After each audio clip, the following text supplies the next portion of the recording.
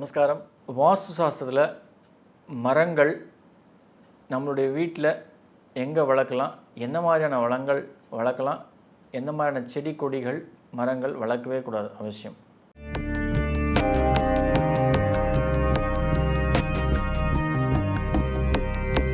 ரகசிய உண்மையில் நேயர்கள் அனைவருக்கும் என்னுடைய அன்பான வணக்கங்கள், வாழ்த்துக்கள். அடியார்கள் வாழ, அரங்கன் நகர் வாழ, சிறகோப்பந்தன் தமிழ்நூல் வாழ, கடல் சூழ்ந்த மண்ணுலகம் வாழ, மனவாள மாமுனியே இன்னும் ஒரு நூற்றாண்டு வாழியே. நம்மளுடைய வீட்டில் மரங்கள் வளர்க்கலாம் அப்படின்னா தெற்கும் மேற்கும் சார்ந்து நிச்சயமாக பெரிய மரங்கள் வளர்க்கலாம். நம்மளுடைய மூதாதையர்கள் பிரதானமாக வளர்த்தக்கூடிய மரங்கள் பார்த்திங்க அப்படின்னா தென்னை மரமும் மாங்காய் மரமும் தான்.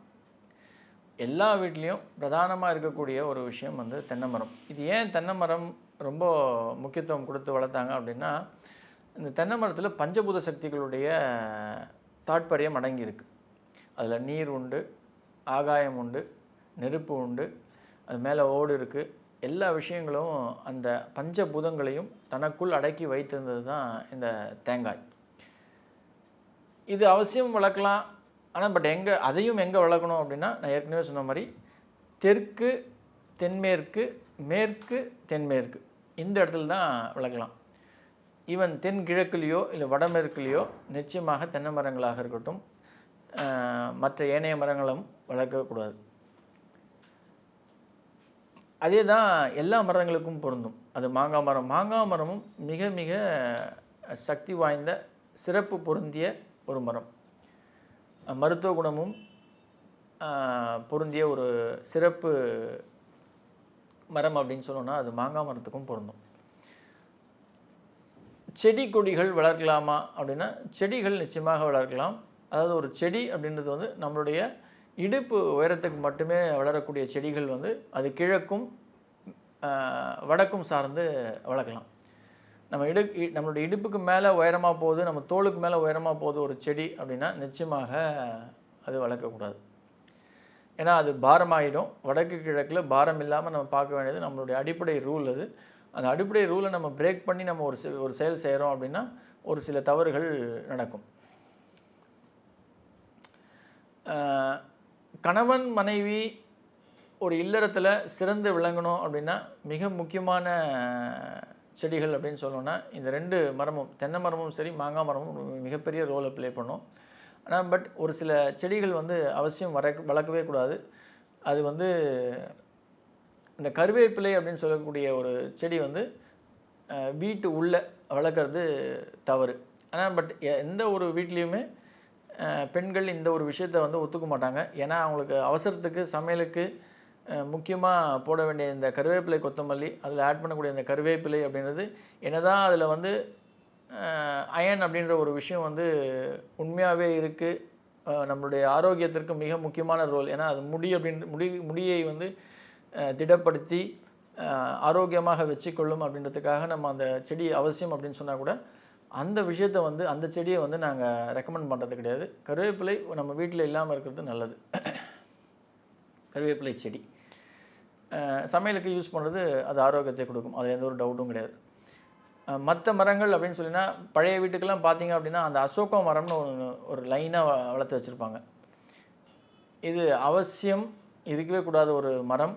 நெல்லி மரம், அது முழு நெல்லிக்காவாக இருந்தாலும் சரி, அரை நெல்லிக்காவாக இருந்தாலும் சரி, அவசியம் வீட்டில் இருக்கவே கூடாது. நெல்லி மரம் ஒரு ஆரோக்கியத்தை, அந்த மரம் இருந்தது அப்படின்னா அது எல்லா நெகட்டிவிட்டியும் அதை இழுத்து வச்சுக்கும். அதனால் அந்த வீட்டில் வசிக்கக்கூடிய ஒரு மக்களுடைய ஆரோக்கியம் குறைபாடோடு இருக்கும். அதே போல் தான் எலுமிச்சை மரமும்.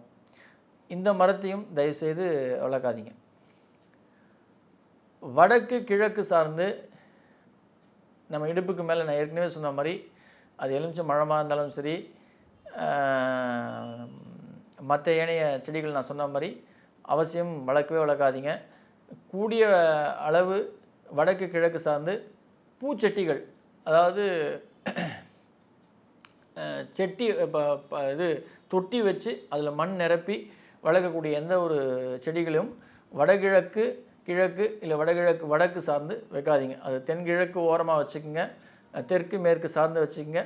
வடமேற்குலேயும் வச்சுக்கோங்க. வடமேற்கில் கூட எக்ஸ்ட்ரீம் வடமேற்கில் வைக்காதீங்க. இது வந்து நம்மளுடைய அடிப்படை ரூலை வந்து பாதிக்கும். ஒரு பூச்செடிகள் அப்படின்னு சொன்னால் என்ன தான் வளர்க்கலாம் சார்?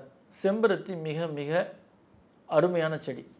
அது பூக்கின்ற அந்த சிகப்பு நிறம் வந்து நம்மளுடைய ஆரோக்கியத்திற்கு, நம்மளுடைய மன நிம்மதிக்கு மிக சிறப்பான ஒரு விஷயத்தை கொடுக்கக்கூடிய ஒரு விஷயம் அப்படின்னா அது செம்பருத்தி மலரில் உண்டு. அந்த செம்பருத்தி செடி அவசியம் இருக்கணும். அதுவும் வந்து சிகப்பு செம்பருத்தி மிக மிக அவசியம், மிக சிறப்பான ஒரு செடி. பழத்தில் மாதுளம்பழம் ஒவ்வொரு வீட்லேயும் இருக்க வேண்டிய ஒரு செடி. அது வந்து நான் ஆரோக்கியத்துக்கு மட்டும் சொல்லலை, எல்லாருக்குமே தெரியும். அது நம்மளுடைய ஹீமோக்ளோபினை இன்க்ரீஸ் பண்ணும், அயன் கண்டென்ட் ஜாஸ்தி கொடுக்கும் அப்படின்றதுக்கு மட்டுமல்ல, மாதுளம்பழம் ஒரு வீட்டில் இருக்குது அப்படின்னா அந்த வீட்டில் இருக்கிறவருடைய குடும்பத்தை, கணவன் மனைவிக்கு அந்யோன்யம் அப்படின்றது வந்து சிறந்து விளங்கும். இதில் டவுட்டே கிடையாது. மற்ற செடிகள் அப்படின்னா ஒரு வீட்டில் அவசியம், இது எல்லாமே இல்லை சார், ஆனால் ஒரு செடி ரொம்ப முக்கியம் அப்படின்னா துளசி ரொம்ப முக்கியம். துளசி எங்கே வைக்கலாம் அப்படின்னா தென்கிழக்கு இல்லை வடமேற்கு. அதை வந்து நீங்கள் ரொம்ப முக்கியமாக கவனிக்க வேண்டிய ஒரு விஷயம் என்ன அப்படின்னா, நிறைய வீட்டில் துளசி வந்து ஈசான்யத்தில் வைப்பாங்க. அது வந்து ஒரு பெரிய தொட்டி வச்சு, அந்த தொட்டிக்கு மஞ்சள் பூசி குங்குமம் வச்சு, இது ஏன் நான் இந்த வடகிழக்கில் வைக்கக்கூடாதுன்னு ரொம்ப இன்சிஸ்ட் பண்ணி சொல்கிறேன் அப்படின்னா, இந்த வடகிழக்கில் அந்த இடத்துல வந்து அவங்க வந்து ஒரு அகல் விளக்கு ஏற்றுவாங்க. நெருப்பு அப்படின்ற ஒரு விஷயம் நம்ம ஏற்கனவே பார்த்துருக்கோம். வடகிழக்கில் வரக்கூடாது அப்படின்றது. அதே மாதிரி தென்மேற்குலேயும் வரக்கூடாது. வடகிழக்கில் எப்போ இந்த தவறு வருதோ அங்கே ஆண்மகன் பாதிக்கப்படுகிறான். அது பொருளாதாரம் ரீதியாகவும் சரி, அதே போல் ஆரோக்கியம் ரீதியாகவும் ஆண்மகனுக்கு பாதிப்பு அப்படின்றது நிச்சயமாக இருக்கும். ஆகையால் வடகிழக்கில் எந்த ஒரு வெயிட்டும் இல்லாமல் பார்த்துக்குங்க. நீங்கள் பூமியில் செடி வளர்த்துக்கலாம். செடி அப்படின்னும்போது பூ பூக்கிற செடி அப்படின்னா நான் ஏற்கனவே சொன்ன மாதிரி செம்பருத்தி வச்சுக்கலாம். அதே மாதிரி அந்த காலத்தில் கனகாம்பரம் இருக்கும், டிசம்பர் செடி இருக்கும், இதெல்லாம் நல்ல விஷயம். அதே போல் சங்குப்பூன்னு ஒரு கொடி இருக்கும். நாங்கள் ஜென்ரலாக கொடி ரெக்கமெண்ட் பண்ணுறது கிடையாது. ஏன் கொடி ரெக்கமெண்ட் பண்ணுறது கிடையாது அப்படின்னா, வாஸ்தட்டிக்கலாக அது வந்து ஒரு ஒரு ஒரு மற்ற ஒரு சப்போர்ட்டை அதை டிபெண்ட் ஆகி தான் அந்த கொடி அப்படின்றது படரும்.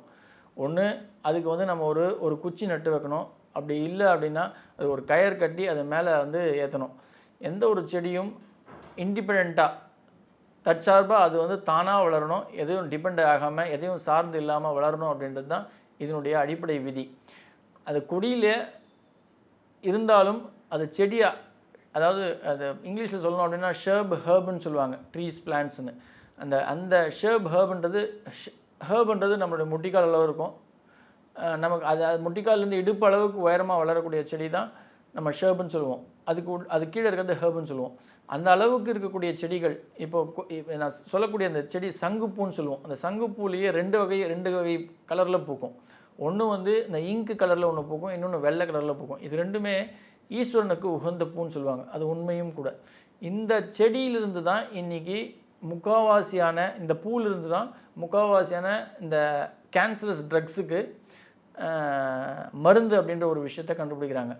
இந்த சங்குப்பூ நம்ம வீட்டில் இருக்குது. அந்த வீட்டில் அந்த பூவில் பட்டு நம்ம அந்த காற்றை நம்ம சுவாசிக்கிறோம் அப்படின்னா மிகச்சிறந்த ஆரோக்கியத்தை நமக்கு கொடுக்கும்.